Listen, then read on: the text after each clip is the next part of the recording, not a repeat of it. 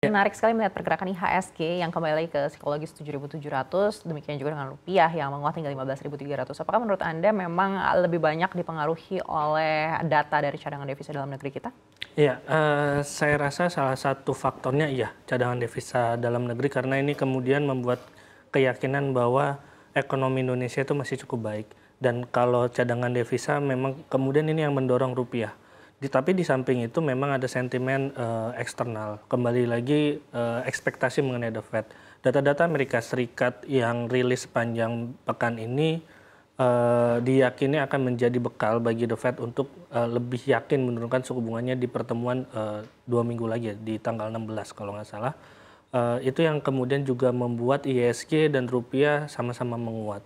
Selain itu saya rasa komentar dari para pejabat The Fed yang nadanya memang sudah lebih ke arah pemangkasan suku bunga The Fed, itu sudah cukup pasti di bulan September. Ini juga menjadi salah satu sentimen baik. Memang masih ada data-data rilis dari Amerika Serikat sendiri yang masih ditunggu oleh para investor, selain dari data tenaga kerja, kemudian inflasi, dan juga PMI dari Amerika Serikat sendiri. Ini yang kemudian bisa meningkatkan atau menambah keyakinan mengenai penurunan suku bunga The Fed. Namun selain itu juga saya rasa sentimen dalam negeri selain cadangan devisa juga rilis-rilis data ekonomi kita masih cukup baik. Walaupun kemarin sempat ada deflasi, saya rasa itu menimbulkan ada risiko dari daya beli yang membuat investor mungkin juga akan lebih berhati-hati lagi untuk kemudian melihat posisi IHSG sekarang sudah di level 7.700. Namun dari sisi pertumbuhan ekonomi kita tampaknya tidak akan berjalan mulus untuk mencapai 5%. Karena PDB kita itu 50% lebih karena daya beli masyarakat. Namun kemarin ada deflasi 4 bulan berturut-turut, kemudian tingkat pendapatan atau ketahanan dari golongan menengah itu sudah mulai rendah, bahkan ganti status ke golongan rendah. Nah, saya rasa ini yang kemudian bisa kita waspadai bersama di posisi IHSG sekarang. Jadi poinnya adalah posisi saat ini memang bagus, bahkan kalau kita closing hari ini sudah mencapai rekor tertinggi. Hanya saja ada resiko-resiko itu yang mungkin bisa membuat IHSG kembali terkoreksi. Jadi dengan posisi IHSG sekarang optimis boleh, namun harus tetap waspada. Ya, sentimennya positif, namun selain itu juga ada sentimen-sentimen yang tampaknya kurang cukup baik bagi ekonomi Indonesia, terutama tentang daya beli.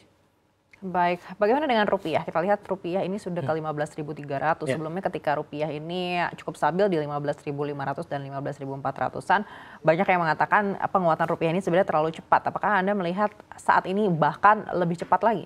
Ya, memang ya.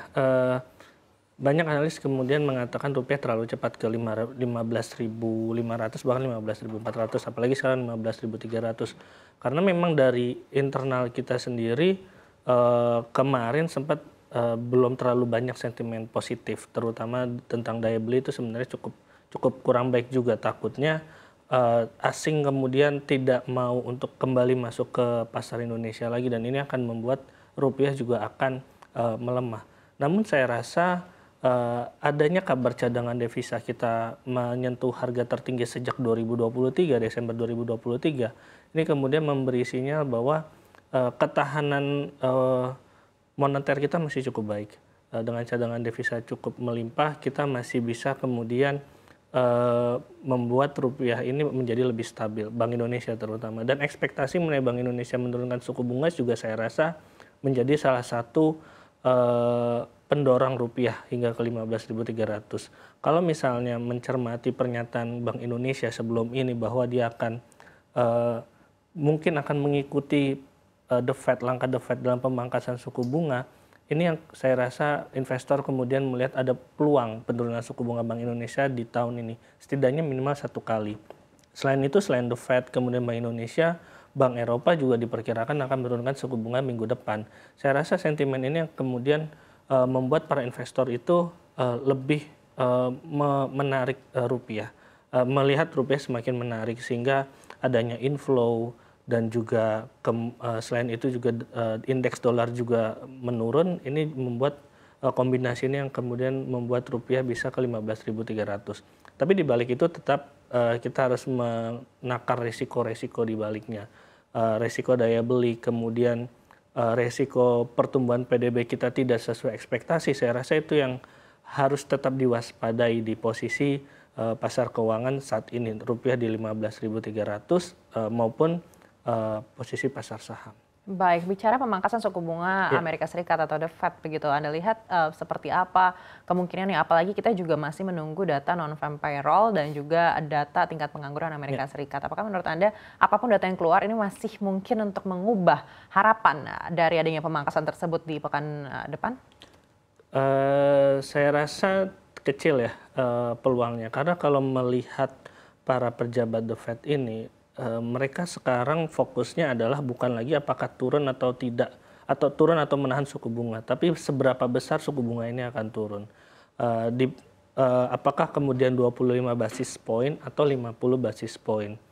Saya rasa tetap ke 25 basis point dan peluang untuk The Fed memangkas suku bunga di bulan September masih cukup besar, walaupun apapun hasil yang keluar di data pengangguran nanti, non-farm payroll atau misalnya data tingkat pengangguran Amerika Serikat. Karena fokus The Fed dalam penurunan suku bunga ini paling tinggi adalah di inflasi. Inflasi yang masih terjaga, kemudian harga minyak juga yang tidak kemudian melonjak sangat tinggi sampai di atas 85 US dollar per barel, itu mungkin bisa menjadi pertimbangan juga bagi The Fed untuk tetap menurunkan suku bunga pada bulan September. Karena kalau misalnya suku bunga tidak diturunkan segera mungkin, yang ditakutkan oleh para ekonom di Amerika Serikat adalah resesi yang akan terjadi. Jadi para ekonom di Amerika Serikat maupun para analis memandang September adalah waktu yang tepat untuk memangkas suku bunga. 25 basis point besarannya yang untuk di bulan September sendiri.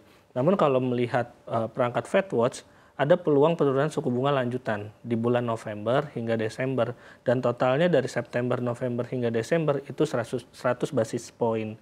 Saya rasa itu yang kemudian dilihat oleh pasar dan mulai terprice in sebenarnya ke market kita, ditambah dengan adanya inflow ke pasar saham. Jadi kalau misalnya data-data nanti payroll atau misalnya data pengangguran itu tidak sesuai ekspektasi atau di bawah ekspektasi, saya rasa itu tidak akan mengubah banyak. Mungkin hanya besaran dari 50 basis point, orang akan lebih yakin ke 25 basis point penurunan pangkas suku bunga The Fed.